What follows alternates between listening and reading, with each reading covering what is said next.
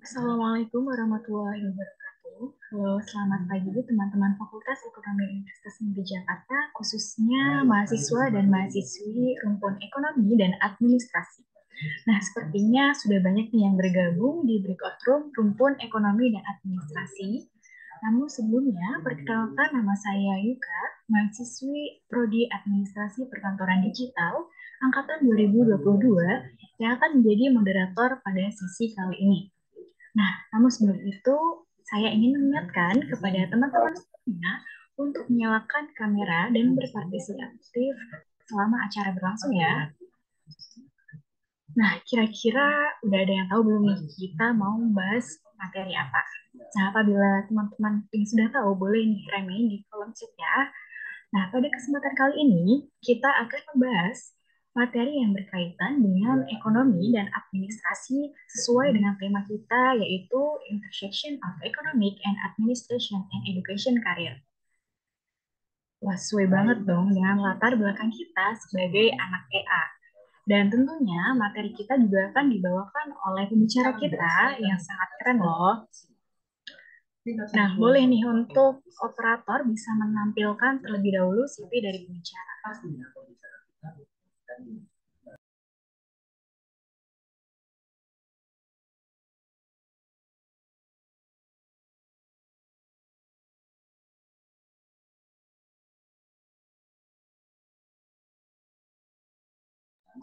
Nah, pembicara kita yaitu Bu Jilena Afiawan, SPDGR. Beliau ini saat ini sebagai guru di SMKN 12 Jakarta.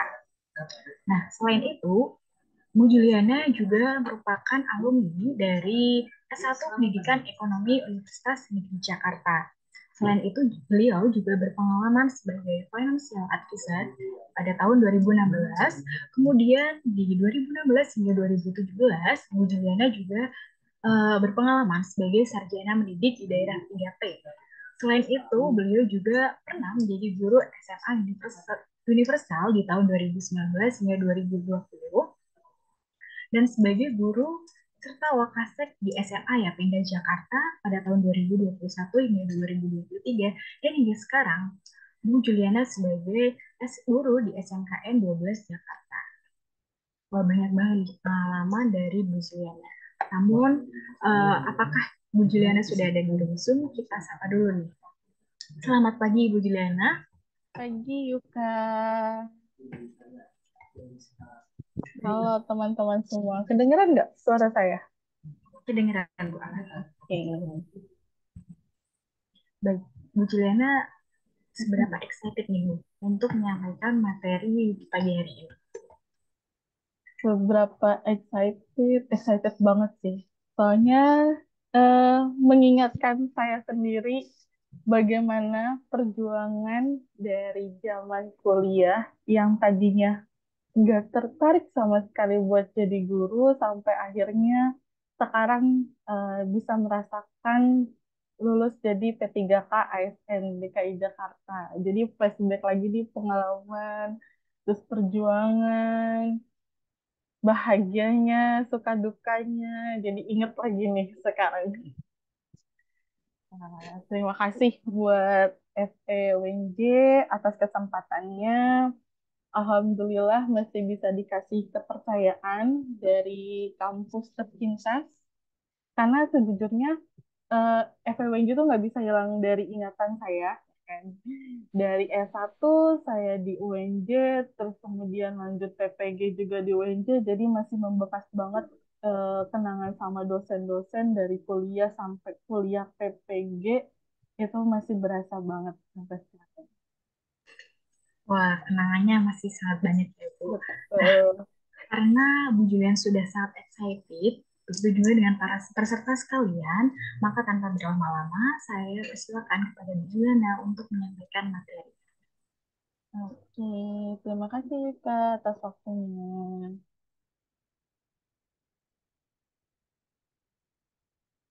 Oke, Assalamualaikum warahmatullahi wabarakatuh. Halo Waalaikumsalam teman-teman, warahmatullahi wabarakatuh. boleh dinyalakan kameranya? Oke, sebenarnya saya tuh lebih suka kalau misalnya kita ketemu langsung ya. Saya kalau misalnya kayak gini tuh kesannya, aduh, saya ngomong sendiri jadinya gitu kan. Lebih enak kalau misalnya kita ketemu langsung, kita bisa sharing semuanya, ceritanya. Apalagi pesertanya kebanyakan ini masih semester 2 ya, semester 2 dan semester 4 yang memang biasanya ketika kita jadi maba ini masih belum menemukan nih, apa sih eh, karir kita kalau kita udah lulus, apalagi jadi guru. Mungkin sekarang stigma jadi guru itu udah berubah, nggak kayak zaman dulu. Kalau dulu ada istilah pahlawan tanpa tanda jasa ya. Kalau sekarang, alhamdulillah sudah mulai diberikan nih tanda jasanya untuk guru-guru. Oke, sebelumnya perkenalkan nama saya Juliana Afiawan, atau lebih gampang bisa dipanggil Via. Boleh kalau kayak panggil Kak mungkin terlalu jauh ya, karena adik saya juga kuliah di UEJ jurusan fisika semester 6. Nah, berarti bisa lah ya dipanggil Kak sama kalian gitu. Oke, nama saya Via. Oke, bisa di next buat masuk ke CV. Saya kuliah S1 Pendidikan Ekonomi Koperasi karena dulu kita masih ada konsentrasi yang dibagi ada Ekop, ada AK, dan ada AP. Saya dulu masuk ke Ekonomi Koperasi tahun 2011. Lulus dari FEUNJ, saya masih mencari jati diri, masih mengombang-ambing, kayaknya belum cocok deh jadi guru. Apalagi guru, terus anak muridnya anak-anak SMA, aduh kayaknya susah banget diatur gitu. Saya lulus, cobalah kita banting setir sedikit jadi karyawan bank dulu.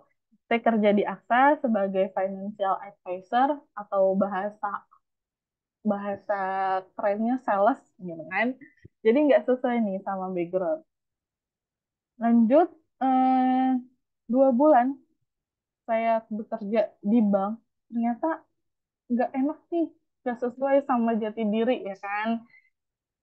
Ada cerita sedikit, saya bertemu, alhamdulillah sekarang sudah nikah, dan saya tuh ketemu suami saya itu di kampus. Dari semester 2 saya udah pacaran sama beliau, sampai akhirnya ketika lulus juga kita kan bareng. Nah, beliau ini yang menginspirasi saya untuk ikut SM3T. Dulu ada bahasanya itu kalau mau cari tahu bagaimana kehidupan orang lain, ya udahlah kita merantau. Nah, jadi saya ikutlah SM3T karena dipengaruhi sedikit oleh pacar saya gitu kan.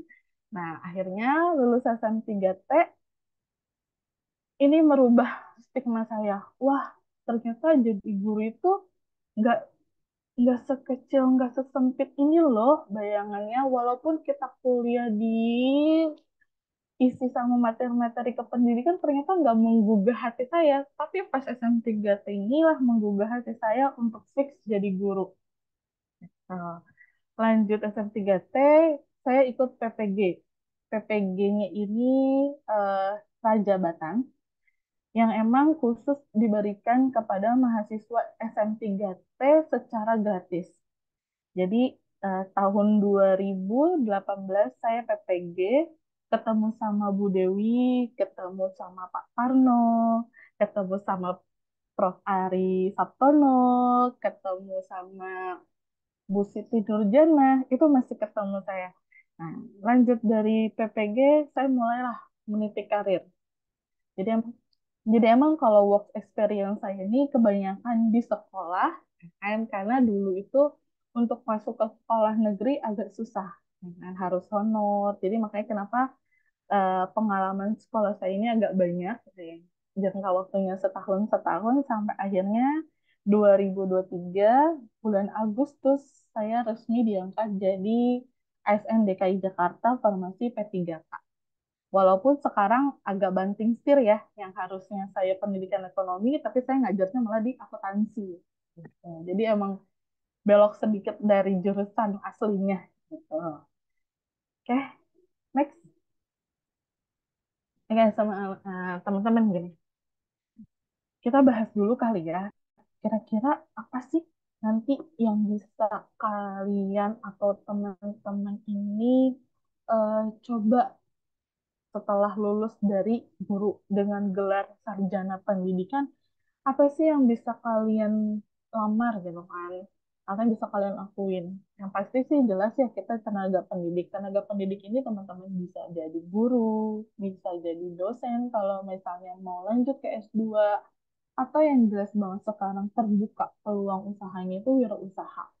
Teman-teman bisa mulai startup, bisa mulai dari kecil-kecil usaha, atau yang dari sekarang ini udah mulai gabung-gabung ke acara danus, sebagai danus, itu mulailah dikembangkan. Terus yang ketiga, kan teman-teman juga bisa jadi karyawan. Jadi eh, dalam satu kelas saya, pendidikan Ekoprek 2011 itu banyak teman-teman saya yang jadi karyawan. Lebih banyak jadi karyawan daripada jadi guru. Karena peluang jadi karyawan itu lebih besar dibandingkan jadi guru. Jadi mungkin itu yang memacu teman-teman angkatan saya buat banyaknya mayoritas jadi karyawan. Tapi selain jadi karyawan, ada juga kok yang bisa jadi peneliti. Teman-teman bisa gabung di badan pendidikan, sebagai peneliti, sebagai pembuat buku, sebagai penulis, itu juga banyak. Atau ada lagi nih karya-karya yang lain yang udah punya usaha, mau atau misalnya mau jadi bos itu juga bisa. Jadi SPD itu nggak selalu, nggak melulu, dan nggak harus jadi guru. Bisa jadi banyak yang lain. Kan? Karir kita luas, nggak harus tuntutannya menjadi guru. Tapi jadi guru juga nggak salah. Justru malah pekerjaan yang mulia. Kita bisa ikut membantu Indonesia menyiapkan generasi emas di 2045. Berarti masih ada 21 tahun lagi persiapan atau untuk menciptakan generasi yang memang siap menghadapi perubahan dunia. Oke, next. Oke, teman-teman, eh, kalau misalnya sekarang ya mungkin bahasa PNS ini sudah mulai digantikan dengan aparatur sipil negara karena aparatur sipil negara ini mencakup PNS dan juga P3K. Nah, untuk guru sendiri sudah 2-3 tahun ini tidak dibuka jalur PNS. Jadi adanya jalur P3K untuk guru. Kalau misalnya PNS, kita kemarin itu terakhir ada rekrutmen di 2019 dan itu sudah tidak terlaksana lagi sampai kemarin di 2021. Termasuk saya ASN dalam P3K. Jadi kalau misalnya teman-teman nih yang udah mulai menyiapkan diri menjadi guru, ada langkah-langkah yang bisa teman-teman laksanakan, yang bisa teman-teman siapkan dari sekarang untuk menjadi guru ASN, bisa di DKI atau bisa di luar DKI. Yang pertama teman-teman harus lulus dulu nih dari pendidikan sarjana, sarjana pendidikan menjadi sarjana pendidikan dari UNJ. Kalau udah lulus, ya kan, teman-teman bisa langsung PPG. Jadi kita itu PPG juga ada dua jalur yang sekarang sedang dibumikan. Sebenarnya ada beberapa jalur, tapi ada beberapa jalur ini ditutup sehingga tersedialah dua jalur. Syarat untuk PPG sebenarnya harus terdaftar di Dapodik dulu, data pokok pendidikan. Jadi ketika teman-teman mengajar di sekolah, nah teman-teman harus dimasukkan ke dalam Dapodik sekolah tersebut sebagai tenaga pendidikan. Fungsinya apa sih? Jadi fungsi Dapodik ini mengakui teman-teman sebagai guru di sekolah tersebut. Yang kedua, setiap guru itu wajib atau bisa memiliki nomor unik ketenaga pendidikan, NUPTK. Nah, begitu teman-teman terdaftar di Dapodik dan punya NUPTK nanti, NUPTK ini bisa teman-teman jadikan kunci untuk lolos PPG dalam jabatan. gitu.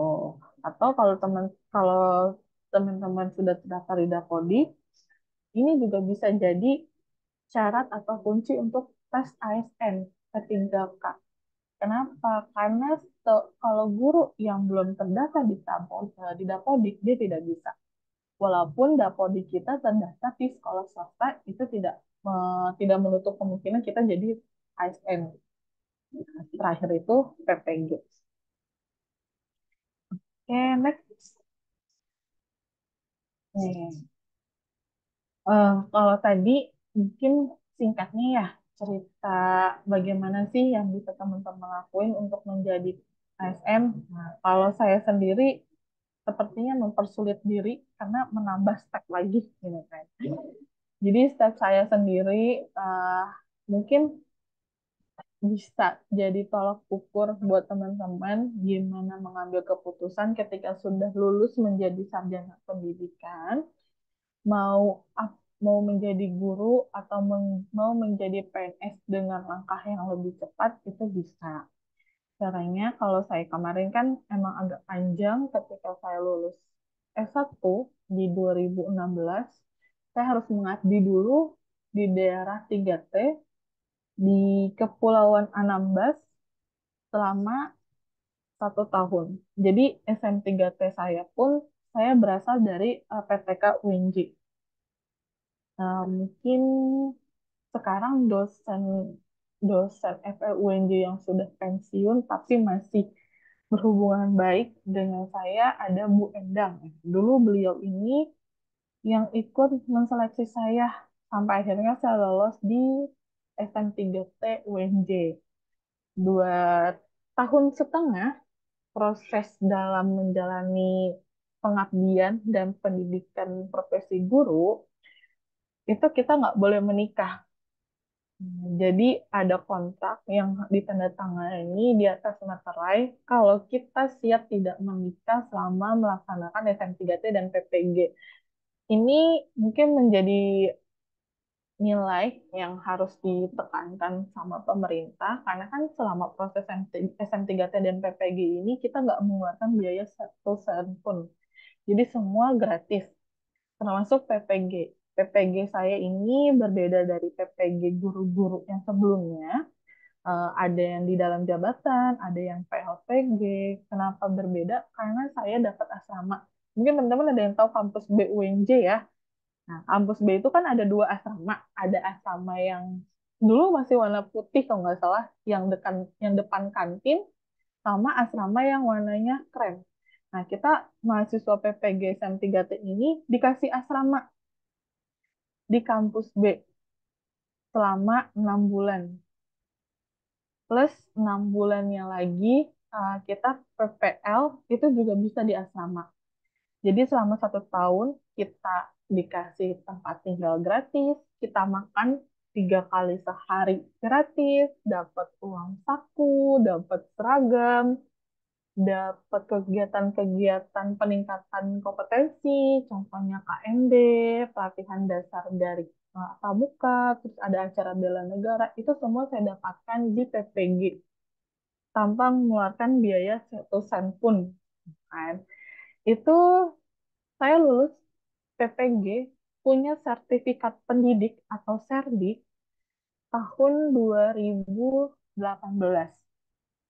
Nah, 2019 Januari saya mulai mengajar di sekolah-sekolah negeri dan swasta. Jadi pertama itu saya coba mendaftar di SMA 8 Depok di daerah Cilodong sebagai infal. Ada guru yang cuti melahirkan, saya masuklah mengajar gitu kan. Selanjutnya saya sempat bekerja juga di Universal School. Itu kalau ada yang tahu sebelahnya Mahatma Gandhi, SM Sekolah Mahatma Gandhi di Kemayoran. Nah, sampingnya di situ itu Sekolah International Plus. Pernah juga eh, terbaru di SMA Yapenda. Jadi di SMA Yapenda ini saya masuk 2021 waktu pandemi. Alhamdulillah 1 tahun karir dipercaya menjadi wakil. kurikulum.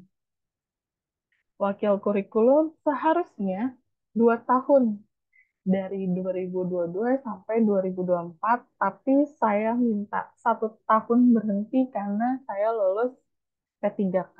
Lolos ASN P3K dan penempatan itu 2023. Jadi saya tinggalkan karir saya di swasta, saya masuk ke jalur ASN. Sebenarnya ini jadi polemik ya teman-teman.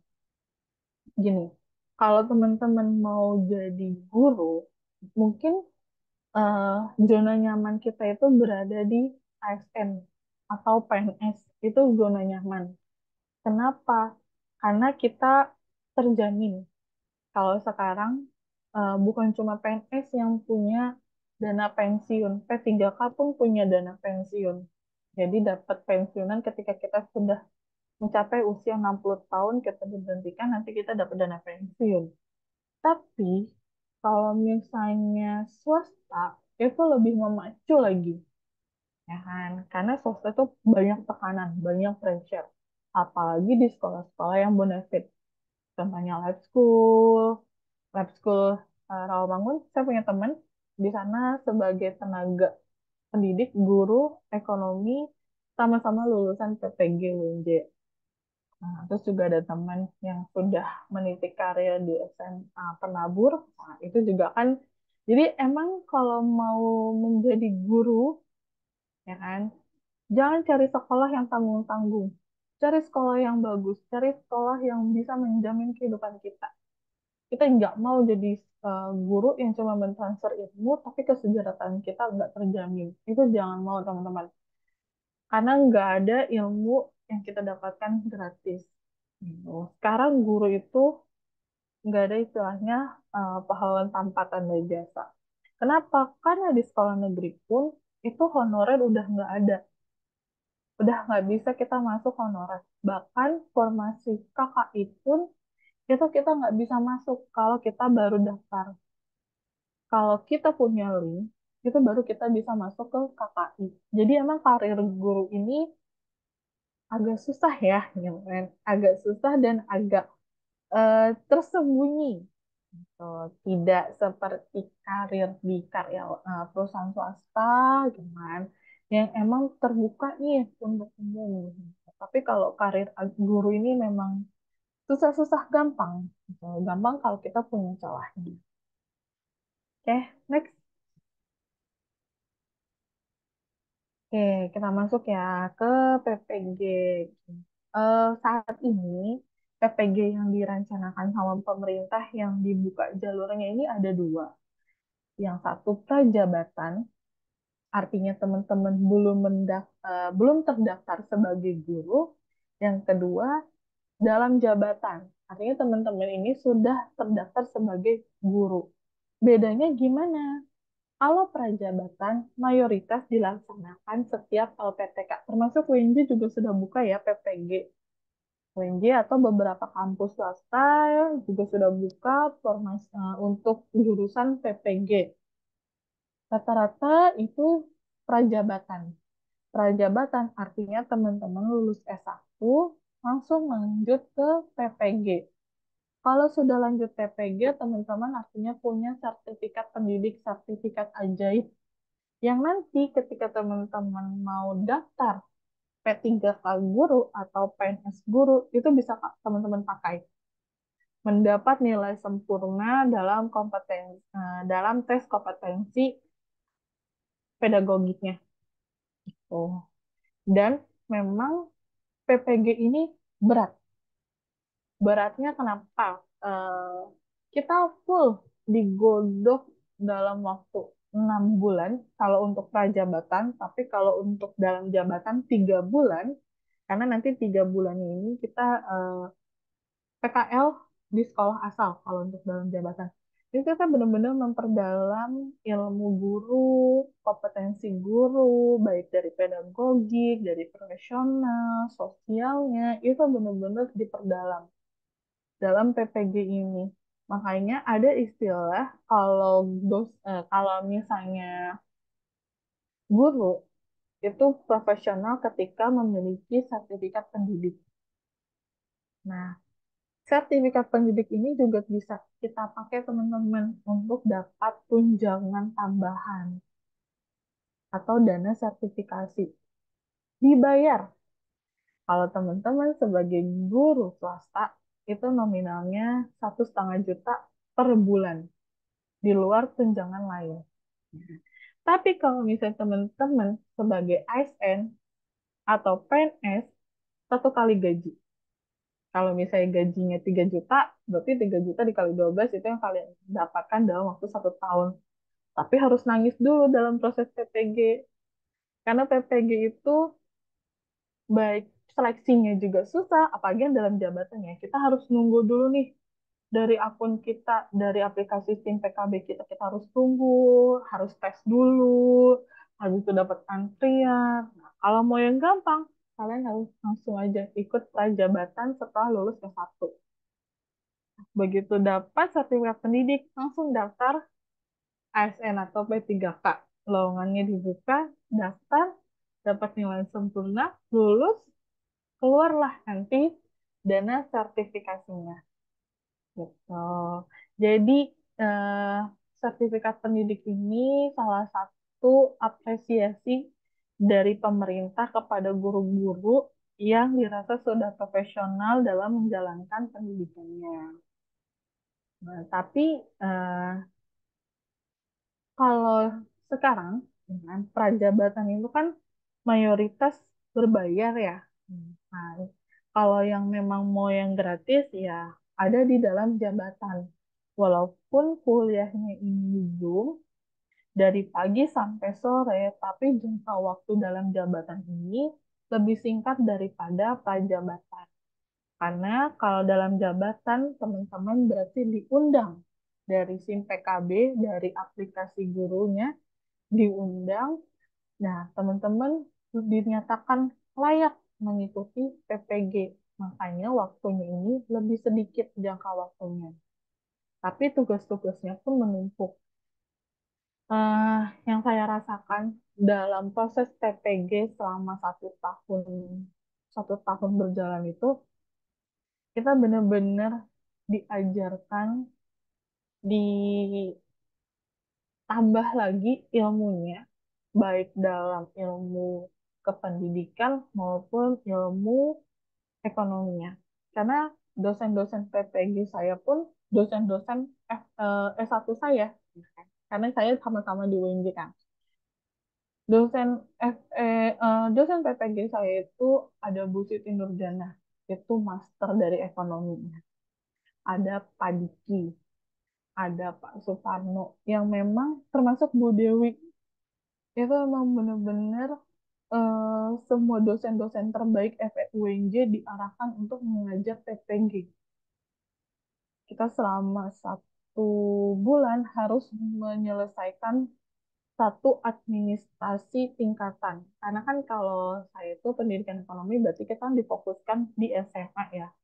Jadi dalam 1 bulan ini kita harus bikin satu siklus SSP. Dari mulai RPP sampai media. RPP, RPP aja udah susah, RPP, bahan ajar. Terus ada lagi LKS. LKS berbeda sama evaluasi atau sekarang bahasanya assessment. Belum lagi yang namanya media. Medianya nggak bisa cuman PPT. Jadi selama PPG ini benar-benar kita dikenalkan sama ilmu-ilmu pendidikan yang lebih dalam.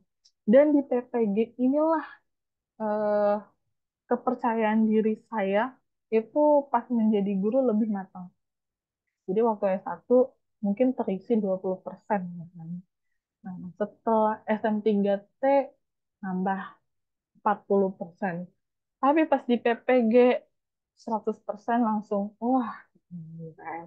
Jadi memang benar proses PPG ini kita tangis-tangis dulu, bahagia kemudian. Karena mungkin berbeda dari PPG lain, karena PPG SM3T tadi, saya tinggal di asrama, punya teman dari Sabang sampai Merauke, itu setiap malam ada aja yang begadang setiap jurusan untuk buat media atau buat latihan presentasinya. Kan. buat bahan ajar. Jadi memang euforia PPG itu terasa sekali sampai sekarang. Kalau mau ingat bikin media yang interaktif atau yang menarik, itu ilmunya didapatkan ketika PPG. Oke, teman-teman itu PPG prajabatan. Kalau PPG dalam jabatan, tadi syaratnya itu teman-teman harus terdaftar di Dapodik.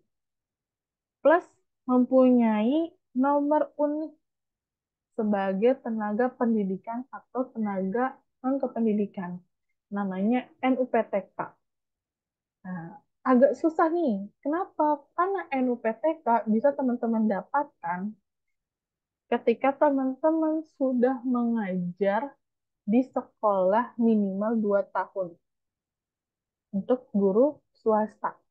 Tapi kalau teman-teman lolos P3K atau PNS, ketika baru lulus S1, teman-teman bisa langsung dapat NUPTK. Jadi emang agak panjang ya kalau untuk guru swasta buat dapat NUPTK ini harus 2 tahun terdaftar sebagai guru tetap yayasan. Nah, kalau belum guru tetap gimana? Ya berarti nunggu lagi pengangkatan dari yayasan tersebut. Syarat kedua kan tadi punya NUPTK. Ternyata NUPTK inilah yang susah. Makanya saya mengarahkan ke adik-adik kelas, ya kan. Kalau bisa, kalian setelah lulus S1 langsung ambil PPG. Karena PPG Prajabatan ini bisa memotong jalur kalian lebih cepat ketika menjadi ASN. Lulus mau nunggu dulu 4 tahun, misalnya 3 tahun atau 4 tahun untuk ikut PPG dalam jabatan, atau mau langsung nih, langsung PPG, nanti pas ada pembukaan PNS, kita buka, kita daftar. Jangan. Kita udah punya sertifikat ajaib, udah punya kertas ajaib yang bisa meluluskan gitu. Eh, NUPTK ini juga jadi momok sih ya teman-teman buat teman-teman saya terutama yang di swasta karena agak susah karir mereka ketika mereka nggak langsung PPG tapi ngajar dulu. Jadi ada beberapa teman-teman saya yang sudah mengajar di atas 2 tahun karena terkendala tadi surat pengangkatan dari yayasan, akhirnya nggak bisa punya NUPTK. Kalau misalnya untuk dapat sertifikasi, tadi dana sertifikasi, ketika kita punya NUPTK plus energi lagi, ada namanya nomor registrasi guru. Jadi emang guru ini administrasinya berbelit ya kan, harus punya nomor unik, harus punya nomor registrasi gitu kan. Jadi nanti setelah PPG ini, nomor registrasi guru ini eh, digunakan untuk mencairkan dana tadi, dana sertifikasi. Tapi ada lagi nih perbedaannya dalam mendapatkan nomor registrasi. Untuk PPG Prajabatan, ketika kita mau mengajukan dana sertifikasi, kita harus mengajukan ke kementerian. Kita ajukan dulu ke dinas, habis itu dinasnya approve, dilanjutkan ke pengajuan ke kementerian. Sampai kementerian approve, baru keluar. Tapi untuk dalam jabatan nomor registrasinya langsung keluar. Jadi ada plus minusnya ya. Ada plus minusnya. Saya termasuk dalam PPG Prajabatan. Berarti kan saya harus mengajukan. Dari 2023 sampai sekarang 2024, kita mulai itu November 2023 sampai sekarang April 2024, saya belum mendapatkan energi saya. Jadi memang plus minusnya ini. Kalau prajabatan kita nggak butuh NPTK, kalau dalam jabatan kita butuh NPTK. Tapi nanti buat cair dananya, kalau prajabatan itu harus menunggu dulu sampai di approve. Kalau dalam jabatan, dia langsung dapat nih, langsung keluar. Jadi memang setiap PPG ini ada plus minusnya. Tapi nggak menutup kemungkinan juga energinya bisa dapat cepat, kan? Tergantung bagaimana antrian di kementerian. So, nah, selain dua PPG ini, Nah, ada PPG SM3T yang saya jalani. Saya SM3T angkatan ke-6 seluruh Indonesia. Dan dulu itu ONJ ada pandu ketika saya kuliah, itu kayaknya SM3T angkatan 2 atau 3. Dan SM3T ini sayang sekali tidak diperpanjang, jadi saya diputus di angkatan ke-6. Mungkin teman-teman perbandingannya dulu mau SM3T atau Indonesia Mengajar gitu. Dulu kan ada acara Indonesia Mengajar, yaitu kalau nggak salah ditayangkan di Net TV. Nah, itu mirip-mirip lah sama kegiatan SM3T. Cuma bedanya SM3T ini dilaksanakan oleh kementerian. Kita dapat uang saku selama pengabdian, kita dapat transportasi berangkat, plus transportasi kepulangan. Dan itu selama 1 tahun kita harus siap mengabdi di daerah 3T di seluruh Indonesia. Yang ketiga, yang keempat, tadi ketiga PPG SM3T, yang keempat ada namanya PPG untuk guru-guru 3T khusus. Jadi eh, 2018 itu terakhir pengadaan PPG untuk guru 3T. Guru 3T gimana? Dulu di UNJ pas banget saya lagi PPG, ada masuk guru-guru dari daerah Papua dan Sulawesi bagian 3T-nya.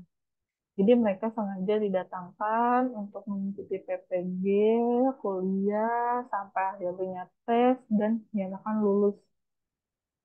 Hmm.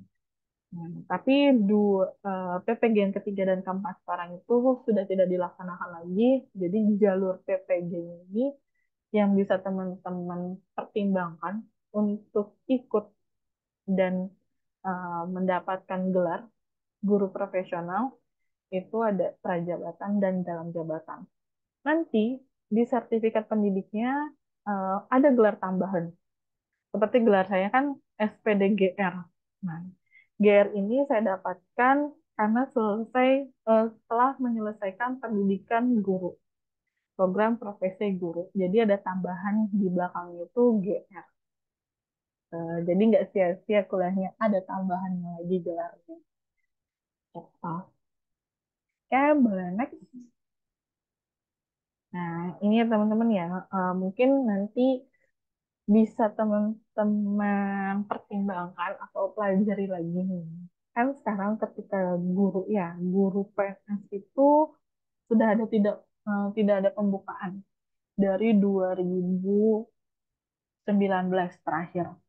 Dan yang ada ini sekarang P3K. P3K sudah ada 3 angkatan, 2021, 2022 saya angkatan 2022 dan 2023 yang baru saja hari ini tuh dapat formasi sekolahnya. Itu apa sih perbedaannya? Ya kan? Kalau PNS itu kita tetap sampai kita pensiun. Jadi karir kita ketika udah dinyatakan PNS, CPNS dulu kita lolos seleksi CPNS, CPNS, terus kita mengikuti latsar, nah barulah dapat SK PNS. Dan CPNS, PNS itu punya perbedaan. Kalau CPNS, gaji itu belum full, hanya 80%. Nah, ketika kita sudah mengikuti pelatihan dasar, memegang SKPNS, nah, baru kita punya hak gaji 100% dari pemerintah. Sedangkan P3K, perbedaannya itu kita punya kontrak yang harus diperpanjang per sekian tahun. Dulu kontrak P3K itu 1 tahun. Nah, 2023 perpanjangan kontrak jadi kontrak ini per 3 tahun. Kalau PNS, seleksinya maksimal di usia 35 tahun. Tapi kalau P3K, 1 tahun sebelum usia pensiun masih bisa mengikuti. Waktu usia pensiun itu 60 tahun. Kalau misalnya ada yang orang tuanya masih umur 58 atau 59, masih bisa mengikuti P3K. tes P3K. Makanya kita suka lihat video-video guru yang sudah tua akhirnya lolos P3K setelah mengabdi sekian tahun, bersepuluh tahun, 20 tahun gitu. Kenapa? Karena kalau PNS itu udah langsung dites, kita nggak bisa tes lagi di atas usia 35 tahun. Maksimal itu 35 tahun. Tapi kalau P3K masih bisa sampai 1 tahun sebelum pensiun. Itu perbedaannya ya. Boleh jenis. Nah, ataupun perbedaan-perbedaan lain nih teman-teman dari PNS dan P3K. Eh, kalau untuk gaji dan tunjangan ada sedikit perbedaan. Mungkin nanti karena P3K baru ya, mungkin sekitar 2 sampai 5 tahun lagi mungkin akan ada samaan gitu kan. Tapi kalau untuk sekarang, untuk gaji dan tunjangan memang berbeda dari PNS. Kalau PNS, ketika teman-teman lulus S1, nanti akan memiliki golongan atau masuk ke golongan 3A. Sementara P3K, P3K ini kita masuk ke golongan 9. Jadi perbedaan golongannya. Ada kalau P1 itu 3A, terus nanti lanjut lagi 3B, gitu kan, 3C, sampai golongan ke atas itu 4B. Tapi kalau P3K itu langsung masuk ke golongan 9. Emang perbedaan golongannya. Terus kalau PNS itu bisa dimutasi teman-teman. Mungkin ada yang tahu ya. Kalau misalnya PNS yang baru masuk nanti langsung dipindahkan ke IKN. Tapi kalau P3K ketika kita sudah memegang SK, kita tidak bisa diusir dari tempat kerja kita. Langsung saya SK-nya di SMK nih. Pengen balik dong ke SMA. Nggak bisa. Ya kan? Karena kemarin waktu seleksi, itu pendidikan ekonomi nggak buka sama sekali formasinya. Dan pilihan saya eh, yang supaya cerdik saya ini kepake, bisa saya pakai, saya punya pilihan ke SMP sebagai guru IPS atau nyebrang ke SMK. Guru akuntansi bisa, guru pemasaran bisa, guru AP bisa, ya kan? Nah, saya pilihlah guru akuntansi. Gitu. Jadi, eh, kalau saya selesain hari ini, misalnya saya mau pindah nih, ternyata nggak suka ke klub nih di SMK, beda nih suasananya, gitu kan. Kita nggak bisa dipindah. Karena P3K itu tidak ada mutasi untuk saat ini. Jadi tetap sampai perjanjian kerja kita berakhir, kita dapat tempat kerja di situ. Yang terbaru untuk pensiun ya teman-teman. Jadi sekarang dana pensiun itu baik PNS dan P3K itu punya. Kita dapat dan juga dana kesehatan. BPJS kita itu otomatis langsung masuk ke dalam P3K. Jadi sama kayak PNS itu juga dapat dana kesehatan, pensiun dan hari tua. Jadi mungkin ya anggapan sekarang karena kan dari seragam pun beda ya jelas ya. Kalau teman-teman main ke sekolah nanti ada dua nih, tiga malah ada tiga jenis seragam guru dan tenaga pendidikan di sekolah. Yang teman-teman tahu kalau seragamnya biru-biru berarti kan PNS. Kalau putih hitam terus atasannya misalnya saya yang berjilbab itu warnanya dasi atau pink otomatis pasti P3K. Nah ada lagi nih yang putih hitam terus jilbabnya gelap itu KKI. Jadi KKI ini kontrak kerja individu yang mana guru tersebut digaji dari pemerintah daerah khusus dan dia ada perjanjian kerja itu per 1 tahun. Tapi KKI ini minusnya ya teman-teman itu share atau lowongan penyimpanan lowongan untuk KKI itu tidak terbuka ke umum. Biasanya sudah diisi oleh sekolah tersebut. Jadi agak susah. Apalagi sekarang sudah nggak ada honor, Nah, buat teman-teman yang pengen jadi guru, kalau kita nggak mulai dari swasta, itu susah banget masuk ke negeri. Oh, swasta pun usahakan cari swasta yang munafik, swasta yang emang bisa menjamin kebutuhan dasar kita. Karena kalau misalnya kita cari sekolah yang asal-asalan pun, nanti kepacuan diri kita buat belajar lebih dan meningkatkan kompetensi kita tuh kurang. Karena kita merasa, ya udahlah, saya digaji sekian doang, buat apa saya belajar, buat apa saya totalitas. Tapi kalau misalnya kita merasa kita dihargai dengan salary, dengan gaji kita jadi kan, oh iya nih dibayar sekian, berarti kalau misalnya dapat tugas, ikhlas menjalin. Itu sih yang pasti ya. Terus perbedaan lagi, sekarang KKI ini sudah mulai mengikuti P3K. Mungkin kita kan baru masuk pengumuman perubahan pemerintahan ya. Kita juga belum tahu nih nanti kurikulum berubah atau enggak, atau protokol berubah atau enggak.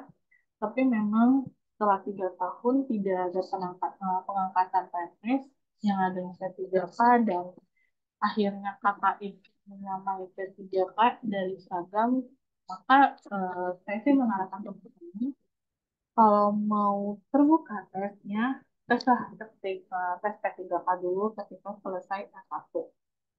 Kalau misalnya belum lulus, nggak apa-apa, teman-teman ikut PPG dulu nih. Jadi nanti begitu ke PPG, udah punya sertif, cepat lagi, langsung lulus. Gitu. Jadi eh, semakin banyak kita ikut tes, semakin tahu kita gimana celahnya, terus semakin kita tahu cara menghadapi soal-soal dan memilih soal-soal tes. Karena soal-soal tes P3K dan PNS ini nggak jauh beda. Tetap wawasan kebangsaan, tetap integritas sama, terus itu aja. Oke, next. Ya. Sedikit membahas tentang Asosiasi Guru, Persatuan Guru Republik Indonesia atau PGRIG. Jadi teman-teman kita sebagai guru itu punya loh organisasi yang menaungi seluruh guru di Indonesia. Teman-teman gak usah takut. Kan sekarang banyak ya kasus guru di videoin, terus dapat teguran dari orang tua. Apalagi sekarang era digital yang kalau misalnya posting setengah saja tuh udah mendorong opini publiknya langsung negatif, padahal aslinya kan itu. Kita punya PGRI kok yang bisa melindungi kita. Ada undang-undangnya sendiri untuk guru yang memang guru itu dilindungi oleh undang-undang. Nggak bisa pas kita lagi mengajar terus kita langsung ditarik keluar dari kelas, itu nggak boleh. Jadi PGRI ini menaungi seluruh guru yang ada di Indonesia. Kalau teman-teman sering buka, itu PGRI ini ada asosiasinya kalau untuk Jakarta di daerah Pasar Rebo. Nah, nanti PGRI ini kita punya kartu anggota kalau kita sudah terdaftar sebagai guru.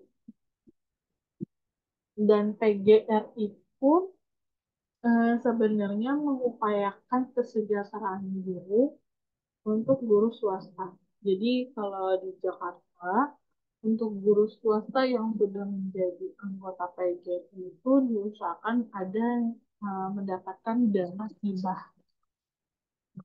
Jadi guru-guru swasta yang memang gajinya dari dana bos yang saya dapat 35 kali, itu sama PGRI diusahakan dapat dana hibah supaya nggak terlalu jomplang harganya dengan guru swasta di sekolah yang beda. Tuh. Ini ya, ini teman-teman. Ini tantangan karir ketika kita memutuskan menjadi guru. Mungkin nanti teman-teman bisa menyiapkan diri atau menyusun langkah-langkah strategis yang kalau misalnya udah fix nih setelah kegiatan ini atau nanti ketika teman-teman PKM, kan teman-teman ini akan mengajar di sekolah selama 3 bulan. Nah, itu teman-teman bisa memutuskan menjadi apa ya, mau fix jadi guru atau kayaknya dia sampai di sini gitu kan, atau mau coba wirausaha atau mau coba jadi karyawan dulu. Ini gambaran aja sih dari saya. Guru honor yang pertama, kenapa guru honor? Karena baik dari maupun swasta itu kalau guru honor identik dengan penghasilan yang kecil dan dipersulit di administrasi masuk dapodik biasanya gitu. Jadi kalau misalnya kita susah masuk dapodik, gimana kita bisa ikut SID dalam jabatan? Guru honor ini di negeri udah mulai dihapus nih, jadi udah nggak ada nih guru-guru honor. Apalagi semenjak pengangkatan P3K tahun 2021. Jadi komposisi di sekolah negeri itu hanya PNS, P3K, dan KKI. Guru honor sudah mulai dihilangkan. Yang kedua KKI, kontrak kerja individu. Ini mereka bisa masuk ke sekolah negeri bisa menjadi guru atau tenaga pendidikan yang memang kontraknya ini ke Jakarta sesuai dengan uh, peraturan daerahnya butuh berapa formasi dan siapa aja yang melamar. KKI sendiri tuh sebenarnya lumayan gajinya ya teman-teman. Kalau KKI DKI itu sesuai dengan UMR DKI Jakarta. Makanya kalau misalnya guru honor ada peluang KKI, pasti langsung diarahkan ke KKI. Tuh. Nanti guru honornya diisi lagi enggak? Enggak. Jadi untuk mengisi persediaan KKI itu harus dari guru honor dulu. Makanya buat masuk ke negeri agak susah buat dapat informasi KKI. Yang ketiga, guru di sekolah swasta. Saya alami sendiri sekolah swasta. Kalau teman-teman mau aman, carilah sekolah nasional plus yang memang nanti orientasi anak-anaknya ini untuk kuliah di luar negeri, nggak di dalam negeri lagi. Biasanya kalau sekolah nasional plus minimal gaji patokan itu UMR. Oh, cuman perbedaannya sekolah nasional plus apa di swasta yang benefit itu kurang memperhatikan peraturan pemerintah apalagi dinas. Jadi agak susah nih buat teman-teman masuk dapurnya, buat dapat pemasukannya itu biasanya juga susah di sekolah nasional plus. Tapi enggak juga kok, enggak semua sekolah nasional plus ya. Ada sekolah swasta Islam, SMPT atau SMAIT, itu teman-teman juga bisa masuk di situ. Jadi nanti sekolah-sekolah yang sekiranya teman-teman pilih, teman-teman harus pastikan bagaimana menjamin kesejahteraan teman-teman sebagai guru. Jangan dipersulit untuk masuk dapurnya, apalagi untuk dapat NPTK-nya. Karena tadi kalau kita belum PPG, kita udah keburu ngajar duluan, kunci yang pertama harus kita pegang itu masuk dapodik dulu, baru NPTK. Ini di sekolah swasta. Sekolah swasta itu agak berat untuk mengeluarkan SK yayasan buat dapat NPTK. Yang terakhir, tunjangan. Jadi ada beberapa sekolah swasta juga ya teman-teman yang memang menjamin guru-guru yang sampai pensiun itu masih tetap mengajar di sekolah tersebut. Contohnya penabur, full kan itu juga bagus ya untuk kesehatan gurunya. Kalau untuk guru honor biasa, kita yang benar-benar harus menabung dari sini, harus menyiapkan dana-dana pensiun kita. Nah, kalau PNS mungkin udah tenang kan, kalau masih bisa dilihat ketika kita mengajar, oh ya nanti pas PNS dapat bonus ya, atau udah ada gambaran, udah ada peraturannya kalau untuk PNS. Kan. Tapi buat teman-teman yang nanti berkarir di sekolah swasta, ini yang harus dipikirkan tunjangannya karena banyak kok sekolah swasta juga yang sekarang mengikuti sekolah peraturan negeri. Contohnya kalau saya yang dulu SMA Penda itu udah tidak, dulu masih ada nih guru-guru yang di atas 60 tahun masih bisa mengajar. Tapi sekarang guru eh, yang sudah usia pensiun udah harus keluar. Oh, jadi minusnya itu memang kalau sekolah swasta itu tergantung bagaimana pimpinannya. Jadi kalau yayasan itu tergantung siapa yayasan yang mengelola. Kalau misalnya swasta, berarti kan tergantung keadaan kantong si yayasannya. Nah, tapi kalau negeri, kita udah aman aja. Karena udah terjamin dari pemerintah. Boleh next? Oke.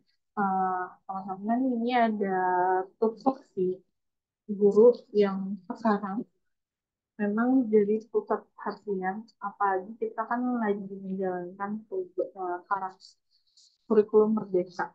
Nah, ya memang karakter ini menjadi salah satu poin utama di dalam kurikulum merdeka.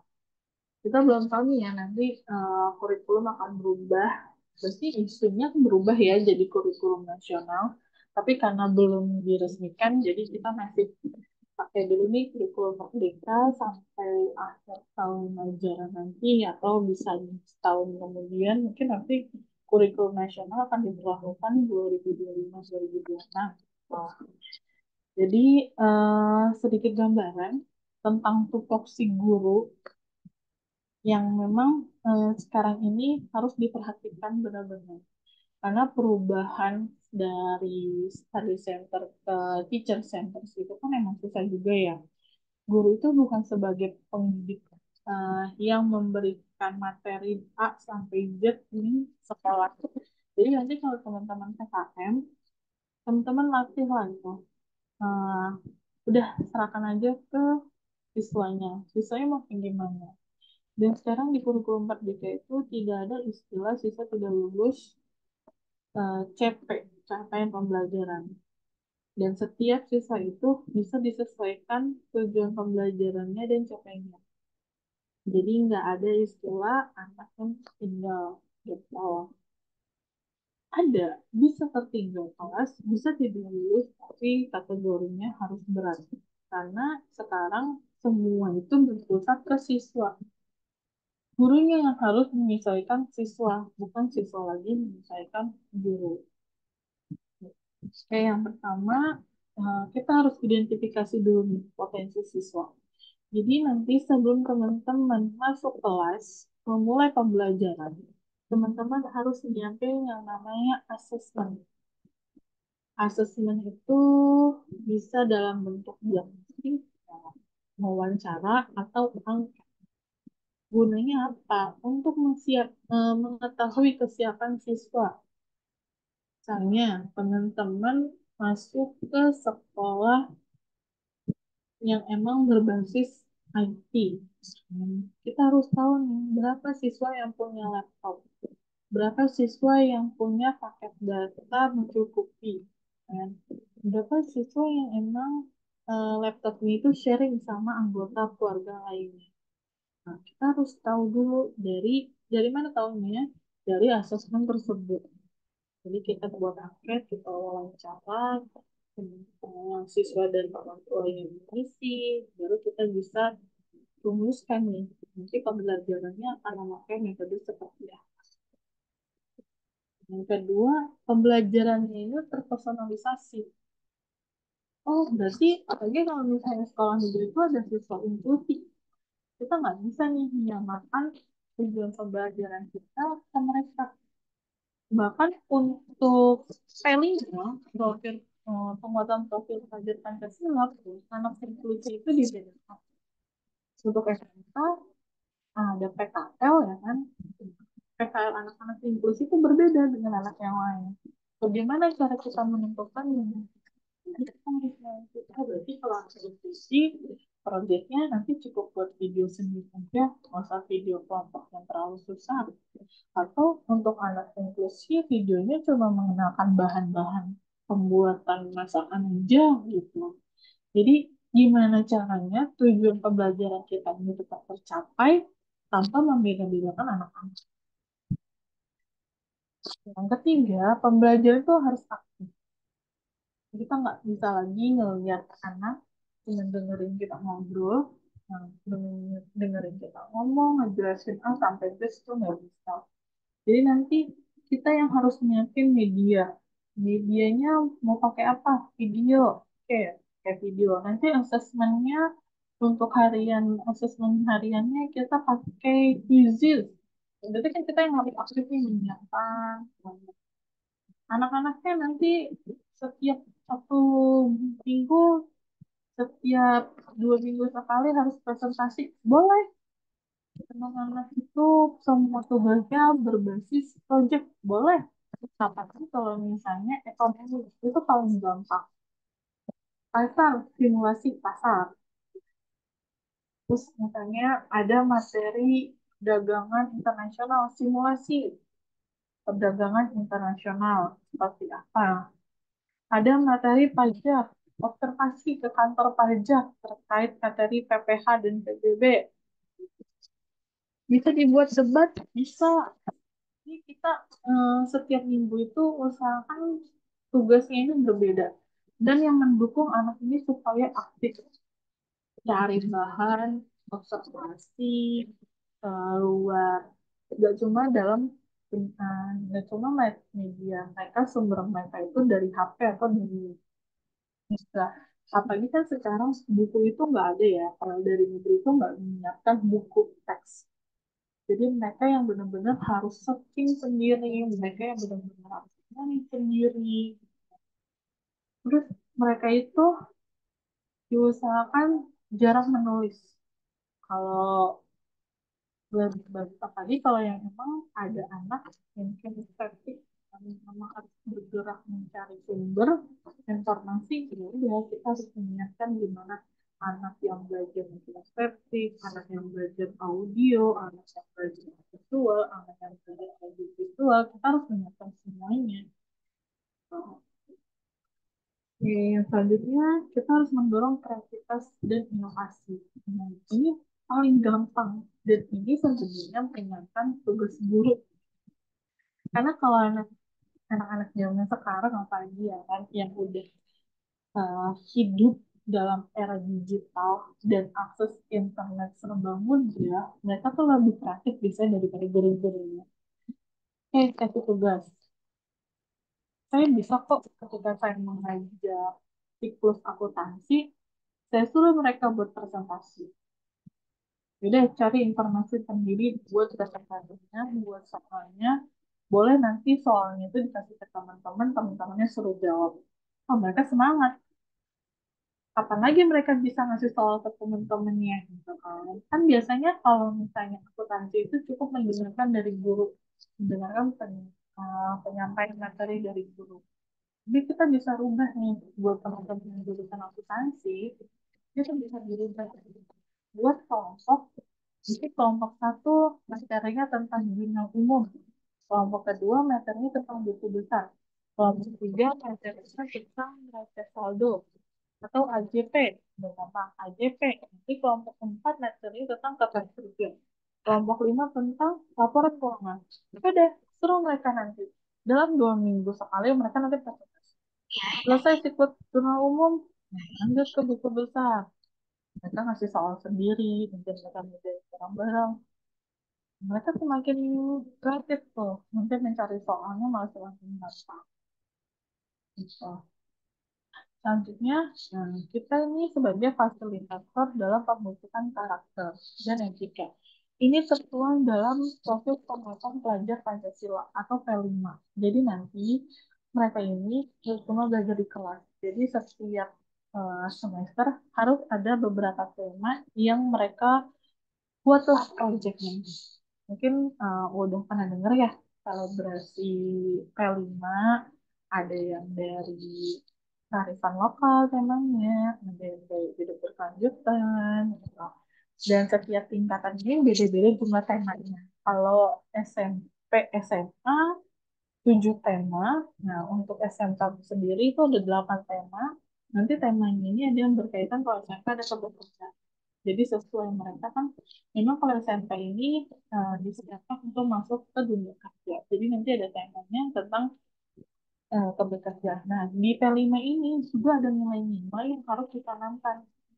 Nggak langsung merumuskan. Kita harus merumuskan mau nilai mana nih yang mau kita masukkan. Yang kita, yang gotong royong, kah? Jadi kita masuk ke dalam pembentukan karakter. Gitu. Jadi ini termasuk dalam pembentukan karakter yang eh, baru aja matang dalam kurikulum Merdeka. Selanjutnya, menghubungkan pembelajaran dengan konteks lokal. Jadi setiap ada kejadian yang lagi happening di masyarakat, itu bisa kita laksanain, kita bisa jadiin bahan ajar yang emang memacu anak untuk berpikir kritis. Jadi anak bisa analisis langsung. Contohnya kemarin ada kasus TikTok Shop ditutup. Nah, itu saya jadiin bahan itu gimana dong caranya. Kalau misalnya TikTok Shopnya ditutup, bagus atau enggak, positif atau negatif. Nah, hubungannya ke apa? Nanti hubungannya ke pasar, jenis-jenis pasar. Terus cara menghadapinya seperti apa. Nah, ini jadi kalau ekonomi gampangnya gitu sih ya. Jadi apa yang ada di masyarakat udah bisa jadi bahan ajar kita. Nah, kita nggak usah susah-susah cari materi, kita nggak usah susah-susah bikin bahan aja. Kita masukin satu video tentang penayangan berita kelangkaan air minum. Nah, itu udah langsung masuk materi kelangkaan, kan? Misalnya kenaikan harga bahan bakar, itu langsung masuk nanti ke materinya. Gitu. Yang terakhir, nah, nanti kita ini harus fokus dalam kemandirian siswa.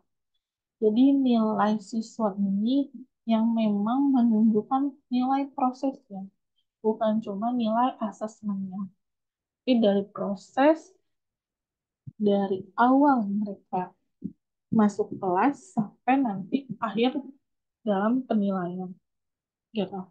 Dan di kemandirian ini memang tertuang dalam kurikulum Merdeka. Nilai yang harus mereka siapkan. Dan kemandirian ini juga nanti mengangkut ke dalam koordinasi ke seluruh nilai-nilai. Kalau misalnya ada satu siswa yang dirasa terlalu condong atau terlalu show up ketika proses pembelajaran. Kita yang harus mikir nih gimana caranya supaya siswa ini ngasih kesempatan ke siswa lain untuk mengemukakan pendapatnya. Nah, siswa yang kurang mandiri nih gimana caranya supaya bisa mandiri percaya diri lagi gitu. Termasuk juga ke dalam siswa-siswa yang inklusi. Nah, gimana caranya kita latih lagi nih siswanya supaya sama bukan sama tugasnya tapi tetap bisa dikerjakan sendiri bukan dikerjakan oleh orang lain. Dan next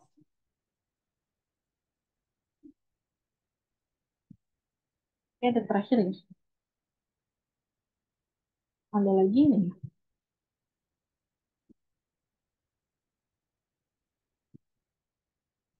Tuh.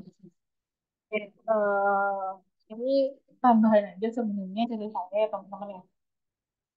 Jadi semua guru di sekolah negeri maupun swasta, kita masuk ke dalam platform Merdeka Mengajar atau PMM.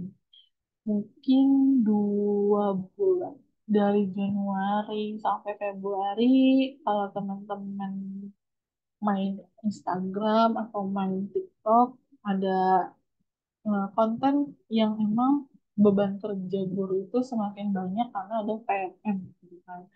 Ada yang paginya ngajar, siang pelatihan gitu. Jadi PMM ini salah satu aplikasi pendukung pelaksanaan kurikulum Merdeka. Di sini itu ada banyak eh, tugasnya. Yang kita kan udah bisa mengisi tugas dari PMM, terus kita juga harus ada pelatihan-pelatihan harus kita ikuti dari PMM. Nah, di sini PMM itu ada beberapa kegiatan yang emang diwajibkan ke guru negeri atau guru ASN, baik PNS maupun P3K untuk menyelesaikan seminar. Ada targetnya. Itu masuk ke dalam aplikasi PMM yang pengelolaan kinerja dalam 1 tahun kita sebagai guru kita harus mengikuti beberapa seminar itu ditargetkan. Terus nanti kita ada juga nih jadwal observasinya atau supervisi kelasnya itu semua terjadwal di PS. Jadi enaknya kalau sekarang itu kita udah terpusat nih. Kita mau bikin materi, mau cari nih CP-nya biar nggak susah-susah bikin CP sama TP, CP, TP, ATP bisa ngajar langsung di aplikasi mengajar di PMM. Nanti ada perangkat ajarnya. Sekarang kan udah nggak ada RTP ya, maksudnya ke modul ajar. Nah itu juga banyak di modul ajar di PMM. Syarat buat masuk PMM ini teman-teman harus punya email belajar ID. Jadi kalau teman-teman masuk ke sekolah terdaftar di Dapodik bisa langsung mendapatkan email belajar ID. Dan email belajar ID ini mungkin yang dulu SMA ya, mungkin SMA-nya atau SMK-nya masih punya gitu kan. Bisa merasakan juga kan ya aplikasi Canva itu tidak terbatas atau banyak template-template yang bisa digunakan dari belajar ID. Sama kalau guru nanti bisa masuk ke platform Merdeka Mengajar pakai akun belajar ID. Di sini juga ada target, terus kita kalau misalnya udah selesai pelatihan harus buat karya, nanti karya ini kita dapat sertifikat, dan itu bisa dilaksanakan sertifikatnya atau diakui sertifikatnya, itu buat kenaikan pangkat atau kenaikan jabatan. Itu semua ada di aplikasi PMM. Oh, Yuka ini ibu sampai jam berapa ya?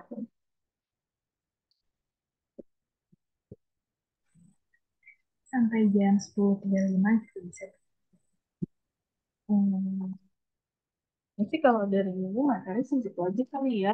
Maksudnya ini sih lebih banyak sharing-sharingnya, cerita jawabnya dari teman-teman. Mau tahu nih rencana teman-teman setelah lulus dari S1 itu mau mau kemana, mau seperti apa, dan gitu. Boleh nggak kalau misalnya kita selesai di sini?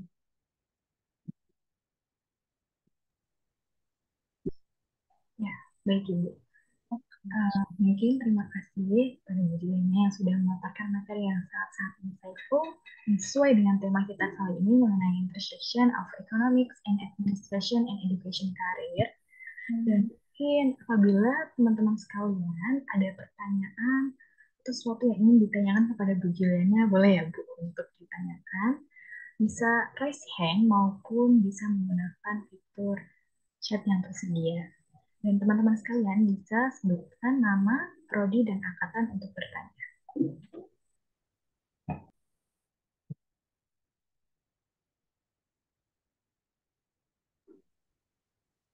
Baik, kepada Lina Dewi, dipersilakan. Eh, Sebelumnya, perkenalkan nama saya Lina Dewianti dari program studi S1 Pendidikan Administrasi Perkantoran Angkatan 2023. Terima kasih sebelumnya atas materi yang telah disampaikan Kak Juliana dan moderator Kak Yuka. Saya ingin bertanya, berdasarkan apa yang sudah disampaikan sebelumnya, terdapat beberapa langkah yang Kak Julia sudah lewati dalam untuk menjadi ASN. Nah, Menurut kakak, selama beberapa waktu yang sudah dilewati ini, step apa sih yang menurut kakak yang paling berat dan memiliki tantangan sendiri dari 5 masa atau proses tersebut? Dan mungkin bisa dijelaskan Kak alasannya. Itu aja pertanyaan dari saya. Terima kasih. Sama-sama. Baik, terima kasih Lina Dewi. Untuk Bu Gilana, apakah pertanyaannya akan langsung dijawab atau ditampung terlebih dahulu ya, Bu? Kayaknya langsung jawab aja kali ya. Baik, silakan Bu. Oke, makasih Lina. Aduh, beda banget ya Lina ya. 2023. Berarti beda 12 tahun nih sama saya nih. Oke, jadi gini Lina. Eh, yang terberat sebelumnya itu masa kuliah. Karena kuliah itu benar-benar terombang-ambing mau apa nih lulus pengen kerja. Dulu tuh cita-cita saya pengen kerja terus punya meja kerja sendiri, ya kan, pengen ada komputer tapi bukan di sekolah tuh. Saya pengennya tuh, eh, di kantoran, tapi setelah lulus ternyata oh ini ya ternyata ke jadi guru pun punya meja sendiri kok di ruang guru, ya kan, ada komputernya sendiri bebas. Terus kita di kelas itu bebas loh, nggak ada yang bisa guru kita. Jadi kita sebagai guru ketika kita duduk di depan kelas, udah itu kelas punya kita. Kita mau hukum anak, kita mau bikin peraturan apapun sama anak, tidak ada yang bisa ngarang di luar kelas karena statusnya kelas itu kelas kita gitu Mas. Nah, yang kedua itu sebenarnya saya memutuskan berhenti dari swasta ke negeri. Karena jujur, eh, karir saya di swasta itu lebih cepat daripada karir saya di negeri. Saya di swasta setahun itu bisa langsung naik jadi wakil. Dan wakil termuda pas diangkat. Yang lain tuh di usia 30 sekian. Usia saya baru masuk 30 tahun, 29 mau 30. Itu jujur berat banget ngangkatnya. Tapi kita berpikir lagi, nanti kalau misalnya kita ada di negeri, kita bisa kok lebih produktif. Cuma mungkin kalau di negeri, saingan kita kan seluruh seluruh guru, baik negeri dan swasta, ketika tes. Jadi kita mikir, wah berarti harus lebih belajar ekstra nih. Tuh. Sebenarnya kalau misalnya kamu udah memutuskan mau jadi guru ASN, itu lebih gampang sekarang. Sebenarnya lembaga-lembaga les atau banyak soal-soal yang tersedia di web, yang ada aplikasi atau buku, itu bisa kamu pakai. Jadi kalau misalnya kita takut ke soal atau susahnya ke ujian yang akan kita hadapi, itu nggak ada yang susah. Yang lebih susah itu sebenarnya menyiapkan kesiapan kita. Kitanya yang harus siap, kitanya yang harus relax pas ngerjain soal. Apalagi kalau misalnya kamu selesai PPG jabatan, pas SP3 kamu sudah punya sertifikat terdidik, kamu tidur juga bisa langsung lolos kok. Kamu ngomongin itu soal nggak kamu jawab, kamu bisa dapat nilai sempurna gitu. Karena kan tadi cerdik itu ada nilai plusnya. Jadi yang lebih sulit itu sebenarnya menyiapkan mental. Saya ngikutin tes PNS itu 2018 waktu PPG, tapi ambil formasi di Jogja. Terus 2019 saya ikut PNS lagi, ngambil formasi di Kalimantan Selatan. Itu nggak ada yang lolos. Padahal kalau dari nilai, nilai saya tinggi. Orang ngomong ke karakter, tes karakter. Kedua, PPK, PKP, terus nilaian karakter gitu. Itu udah ngomong banget, tapi saya lolos. Jadi sebenarnya kalau itu nggak susah. Yang penting kita relate aja. Kita kan lolos, tapi memang dasar rezekinya di Tanjung Priok lagi ya. Di Jakarta lagi. Mau ke beda pulau sekalipun, tetap aja nggak lolos. Malah lolosnya sekarang ASN P3K-nya ini kan. Itu sih ya, bantu kan jawabannya? Membantu Kak. Jadi kesulitannya itu dalam mempersiapkan kesiapan kita ya. Betul. Ya, makasih Kak. Sama-sama. Baik, terima kasih Bu Juliana atas jawabannya. Saya juga izin membacakan pertanyaan dari teman-teman yang di kolom chat. Dari Julia, permisi Bu, perkenalkan saya Julia Rizky dari Program Studi Pendidikan Administrasi Perkantoran Angkatan 22. Izin bertanya, untuk jenjang karir menjadi seorang guru, saya masih ragu nih, karena saya takut kalau nanti tidak dihormati oleh siswa saya. Karena biasanya kan guru muda itu cenderung lebih dekat dengan siswa. Nah, jadi gimana ya Bu caranya agar siswa tetap menghormati saya sebagai guru, namun saya juga bisa menjaga hubungan yang dekat dengan mereka. Hmm. Oke, Julia, gini sih ya. Memang kita itu positifnya, nanti kalian itu akan mengajar di tingkat SMA, SMK, yang mana anak-anaknya itu nggak jauh berbeda dari eh, kalian usianya, ya kan? Nanti SMA ini kita tahu ya, mereka lagi di masa-masanya mencari jati diri, ya kan? Apalagi ketemu sama kalian nih guru-guru yang masih masih mahasiswa tuh nanti dianggapnya malah bukan guru gitu kan. Dipanggilnya kakak. Sama seperti kemarin di 12 itu juga baru selesai tahun 2023 jurusan bisnis sama anak apa? Administrasi perkantoran. Mereka tuh manggilnya Kak kalau di kelas kalau misalnya di luar kelas Kak, Kak gitu kan. Itu susahnya. Karena kalau misalnya anak-anak SMP itu kayak masih muda dianggapnya Kak. Kan.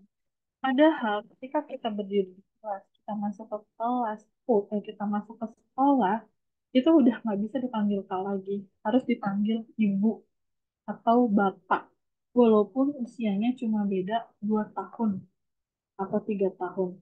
Nggak ada istilah panggil Kak. Kan?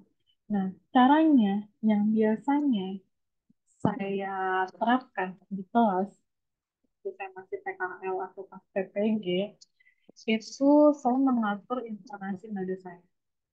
Ketika saya marah, saya tegaskan, saya lagi marah. Saya nggak mau kalian bercanda. Atau ancaman saya sampai saya nggak butuh nilai. Saya udah pinter loh. Kamu yang butuh nilai dari saya. Walaupun saya mahasiswa PKM, tapi nilai kamu itu dari saya.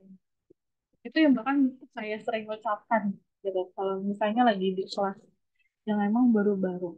Nah, biasanya ketika kita mengingat sekali, mereka langsung, oh iya, gitu.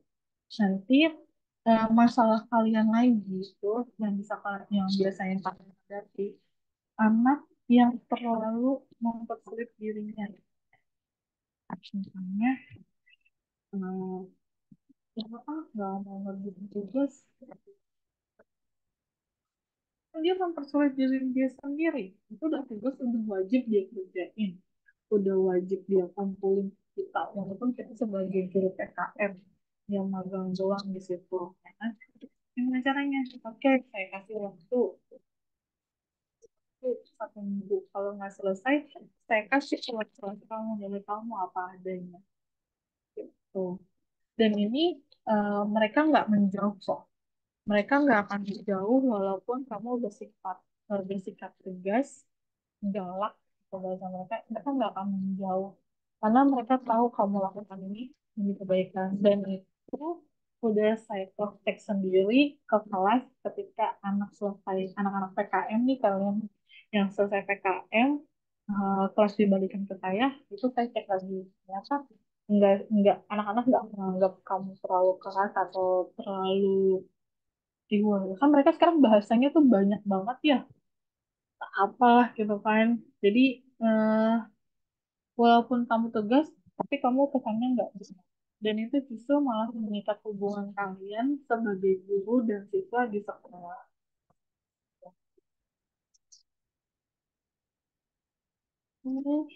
Pertanyaan selanjutnya ya.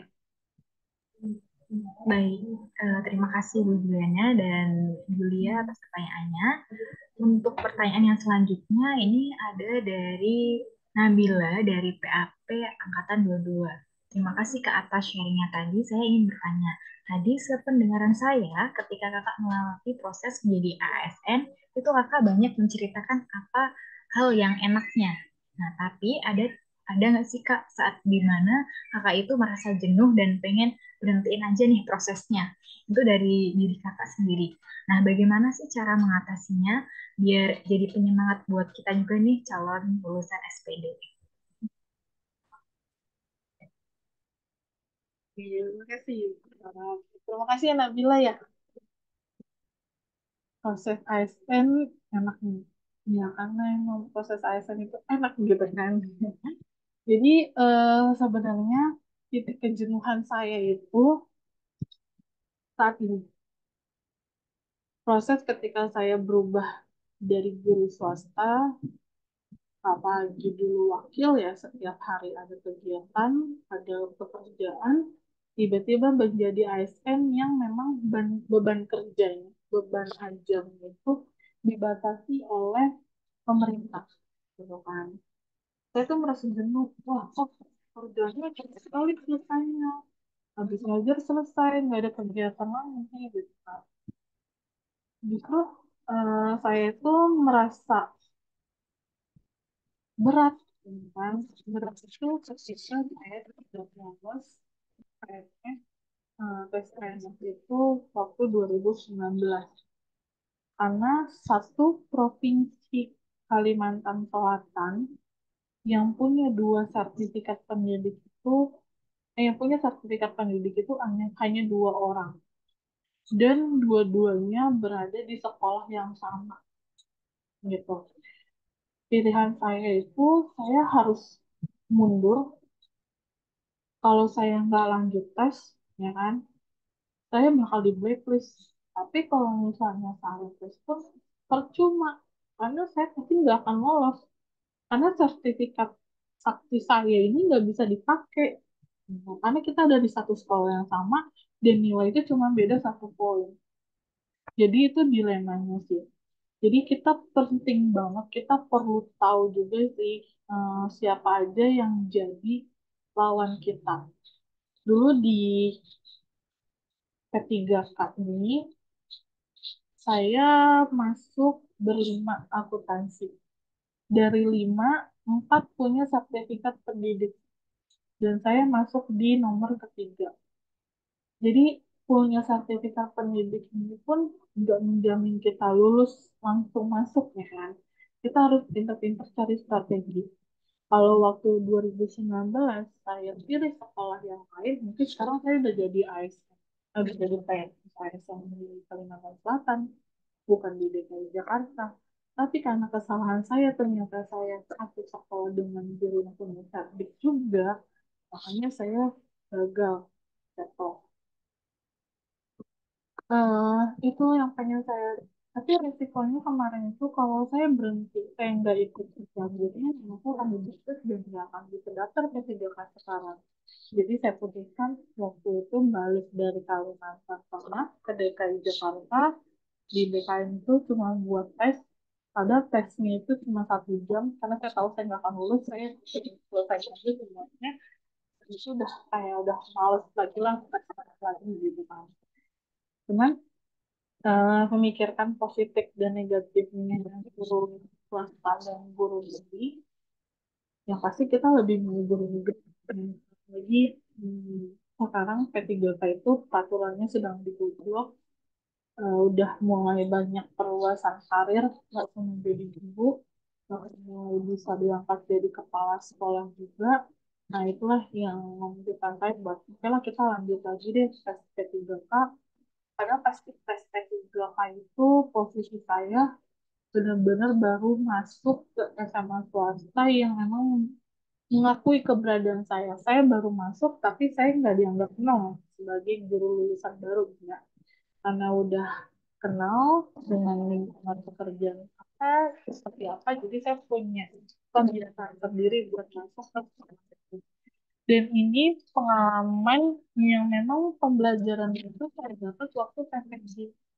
Jadi PPG itu dosen-dosen PPG itu benar-benar ngebantu banget buat menghadapi dunia kerja di sekolah seperti apa, dan pilihannya pun waktu itu PKN-nya nggak di sekolah yang asal-asal.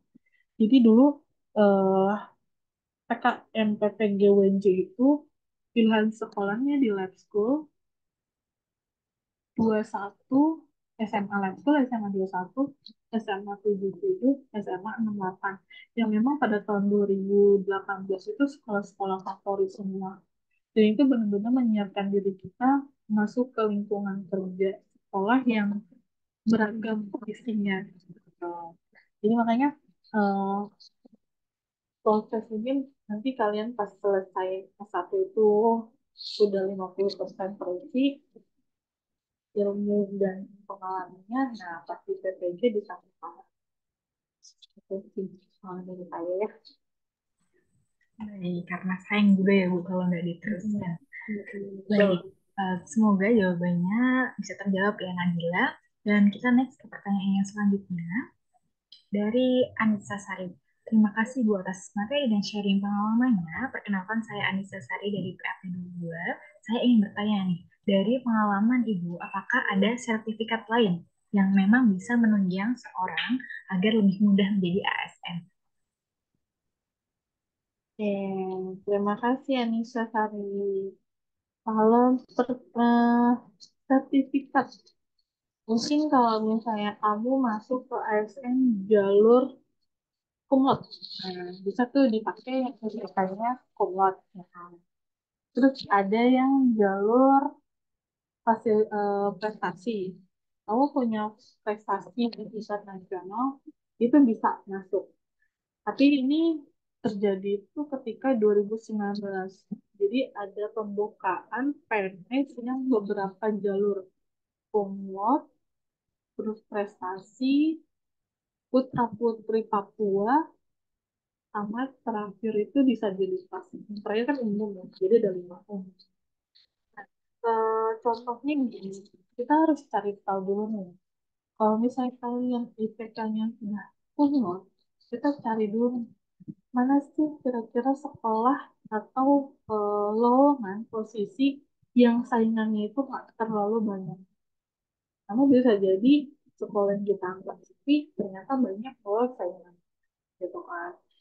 Dan sertifikat yang paling aman ketika kamu mendaftar jadi guru, yaitu sertifikat pendidik. Karena kalau sertifikat pendidik sudah saya coba di PNS, itu bisa kan udah langsung otomatis 100% nilainya. Kalau maksimal 500 berarti nilai saya 500 ya.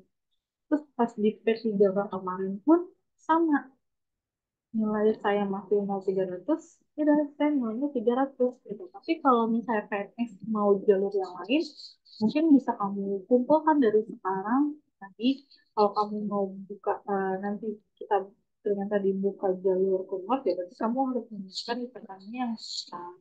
Kalau misalnya kamu jalur prestasi, berarti kamu harus mencari prestasi, menunjukkan prestasi-prestasi sampai tingkat nasional.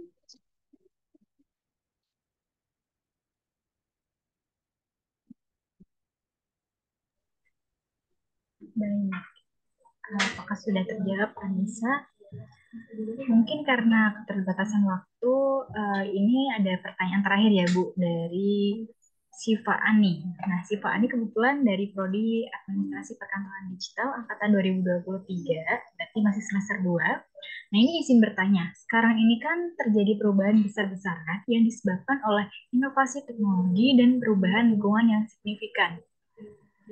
Karena inovasi teknologi terjadi pergeseran dalam kerja, interaksi, dan gaya hidup masyarakat akibat kemajuan teknologi seperti kehadiran kecerdasan buatan atau AI, komputer, robot yang mempengaruhi berbagai aspek kehidupan termasuk dunia kerja dan pelayanan publik yang diberikan oleh ASN.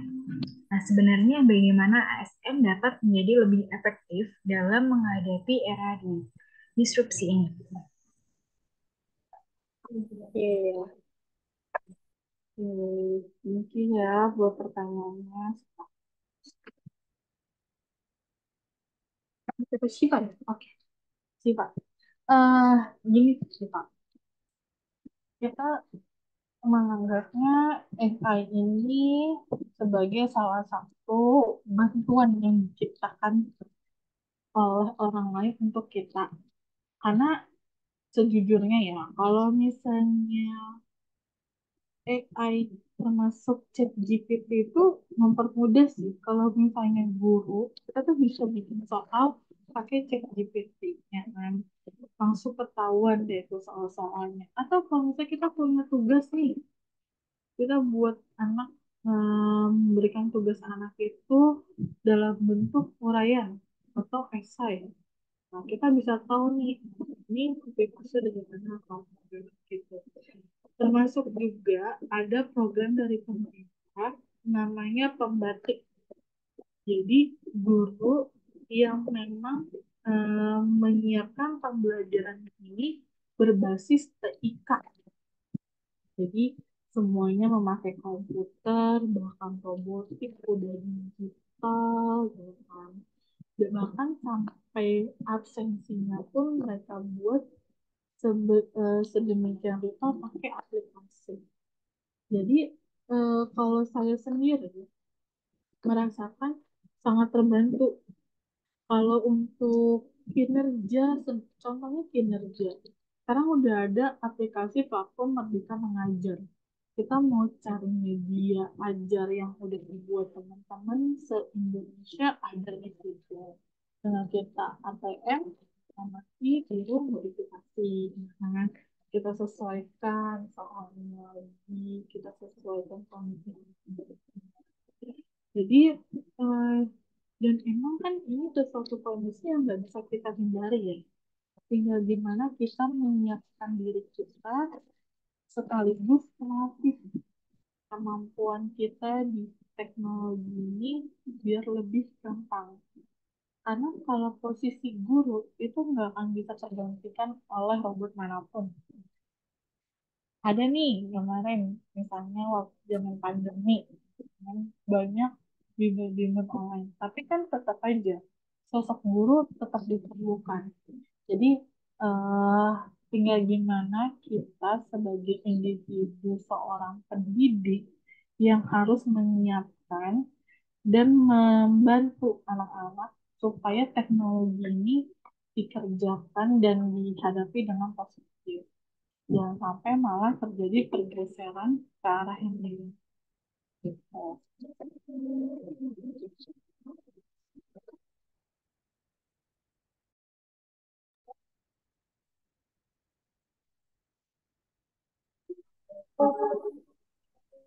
Baik, ah, jawaban dari Bu Juliana semoga sangat membantu. Nah, karena tadi adalah pertanyaan terakhir, maka sesi tanya jawab juga berakhir nih teman-teman. Terima kasih kepada teman-teman sekalian yang sudah antusias bertanya dan kepada para peserta yang masih ingin bertanya, mungkin diperkenalkan langsung cek sosial media milik Bu Juliana ya, Bu. Dan sekaligus saya juga ingin membacakan kesimpulan dari materi yang telah dibawakan oleh Bu Juliana, yaitu bahwa karir dari lulusan SPD ini kita bisa menjadi tenaga pendidik, pengusaha, karyawan, peneliti. Dan hanya cuma bisa jadi guru gitu ya Bu. Nah kebetulan juga ada PNS dan P3K di mana perbedaannya ini PNS merupakan karyawan ASN yang tetap, sedangkan P3K itu merupakan karyawan ASN namun diberi jangka waktu. Nah, selain itu untuk tupoksi guru sendiri ini terdapat beberapa tupoksi guru yaitu seperti mengembangkan kemandirian siswa, kemudian menghubungkan pembelajaran dengan konteks lokal, memfasilitasi pembentukan karakter dan etika, dan mendorong kreativitas dan inovasi, serta mendorong pembelajaran yang aktif, kemudian merencanakan pembelajaran terpersonalisasi, dan yang terakhir itu ada mengidentifikasi potensi siswa. Nah, mungkin itu kesimpulan saya sebagai menutup materi pada pagi hari ini. Nah, untuk Bu Juliana juga dipersilakan untuk memberikan closing statement-nya terlebih dahulu nih, Bu.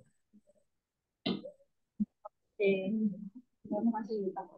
Mungkin kalau dari saya, apapun pekerjaan yang nanti kamu lakukan ketika lulus S1, jangan lupakan kalau misalnya pekerjaan kita sebagai guru yang memang sudah ditakdirkan dari jurusan kita kuliah jadi lebih mulia. Nah, bukan berarti pekerjaan lain enggak. Karena salah satu amalan yang bisa kita pakai ketika kita sudah tidak di dunia lagi itu ilmu yang bermanfaat. Ilmu yang bermanfaat. Kita nggak tahu ilmu mana yang bisa kita sampaikan dan ternyata bisa membantu kita juga. Jadi jangan merasa kamu salah jurusan dan merasa kamu masuk jurusan kependidikan sebagai batu loncatan saja, tapi terpenulah karena sebenarnya sebagai guru itu banyak sekali manfaat.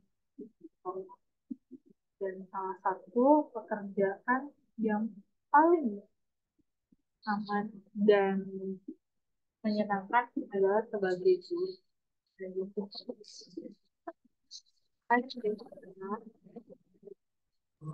Baik, dan banget nih, guru merupakan pekerjaan yang paling menyenangkan ya Bu. Sekali lagi terima kasih kepada Ibu Juliana yang telah menyampaikan materi pada sisi kali ini. Nah, sebagai tanda terima kasih kepada Bu Juliana yang telah berkontribusi untuk menyampaikan dan berbagi ilmu serta pengalaman di acara Career Talks 2024, ada kenang-kenangan dari kami nih Bu, berupa sertifikat. Mohon untuk operator.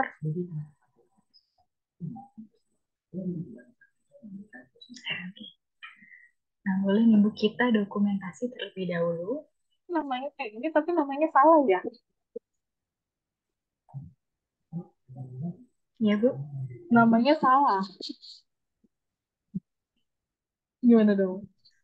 Oh, baik Bu, nama yang ini ya Bu, boleh nanti kita edit ya. Oke, nanti dibenerin aja namanya ya. Baik.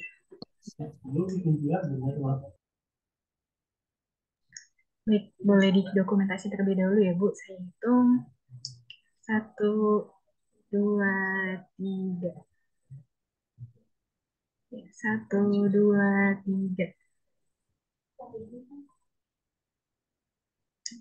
Baik, terima kasih Bu Juliana.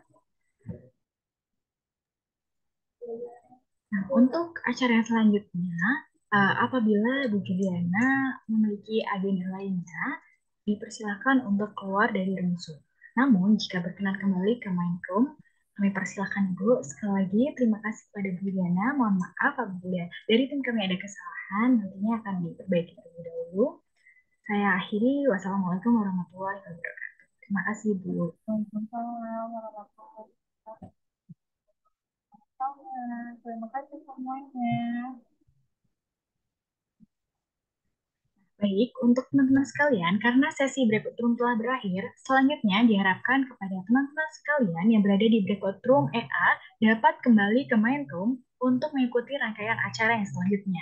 Sebagai pengingat, akan ada kategori peserta terbaik dengan pembuatan feed Instagram khusus di CDC FEUNJ serta link evaluasi sebagai syarat untuk mendapatkan sertifikat. Dipersilakan untuk teman-teman kembali ke main room yang sebelumnya.